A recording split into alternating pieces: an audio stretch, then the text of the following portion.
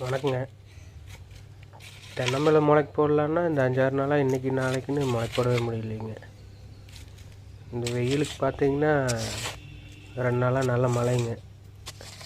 சரி இன்றைக்கி முளைக்கு போட்டுடலாம் அப்படின்ட்டு வேலையை ஆரம்பிச்சிட்டுங்க.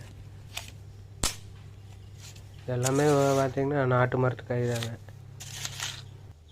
அதுன்னு தெரியலிங்க, வர்ற இதெல்லாம் செங்காய் பிள்ளை தான் வேணுங்கிறாங்க.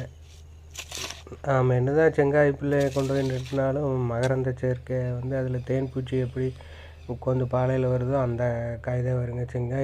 செங்காய் கொண்டு போனால் பச்சை காய் வருங்க. இந்த மாதிரி நல்லா தண்ணி ஆடுற காய் வரக்காயாக பார்த்து போடுவாங்க, அப்போ தாங்க எல்லாம் முளைக்கும். அது கேட்குறதுனால நம்ம எல்லாமே செங்காய் மரத்து காயத்தை செலக்ட் பண்ணி போடுறதுங்க. அப்புறம் நிறையா பேர் பார்த்திங்கன்னா தென்னம்பிள்ளை பெரிய சைஸாக கேட்குறாங்க. நம்மக்கிட்ட பெரிய சைஸ் இல்லைங்க, இந்த சைஸில் தான் இருக்குது. அதாவது வெயில் இல்லைன்னா இந்த சைஸுமே எல்லாம் பிடுங்கிட்டு போயிருப்பாங்க. சொட்டு நீருக்கு இந்த சைஸே நல்லா இருக்குங்க, நல்லா தலை பிடிக்குங்க. போட்டால் முளைச்சி வர்றதுக்கு 6 மாதம் ஆகுங்க. அதனால் வேணுங்கிறவங்க ஃபஸ்ட்டே புக் பண்ணாதாங்க கொடுக்குறதுக்கு கொஞ்சம் ஈஸியாக இருக்கும்.